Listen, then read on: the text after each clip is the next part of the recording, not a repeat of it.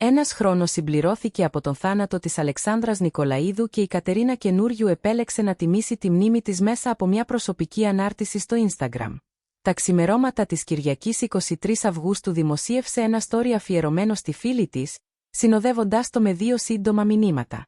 Η παρουσιάστρια επέλεξε μια εικονογραφημένη εκδοχή κοινής φωτογραφίας τους. Στην εικόνα οι 2 γυναίκες εμφανίζονται να περπατούν πιασμένες χέρι-χέρι σε ένα ανθισμένο τοπίο. Πάνω στο στιγμιότυπο η Κατερίνα Καινούριου έγραψε «You me, together forever», δηλαδή «εσύ και εγώ, μαζί για πάντα», προσθέτοντας μια κόκκινη καρδιά. Λίγο πιο κάτω συμπλήρωσε «Wish you were here», δηλαδή «μακάρι να ήσουν εδώ». Το story συνοδευόταν ακόμη από ένα συγκινημένο emoji και ένα λευκό περιστέρι. Ένας χρόνος από τον θάνατο της Αλεξάνδρας Νικολαΐδου. Η Αλεξάνδρα Νικολαΐδου έφυγε από τη ζωή στις 23 Αυγούστου 2025, σε ηλικία 41 ετών, έπειτα από μάχη με τον καρκίνο. Η ημερομηνία του θανάτου της έχει καταγραφεί και στα δημοσιεύματα από την κηδεία της, που πραγματοποιήθηκε λίγες ημέρες αργότερα στο κημητήριο Χολαργού.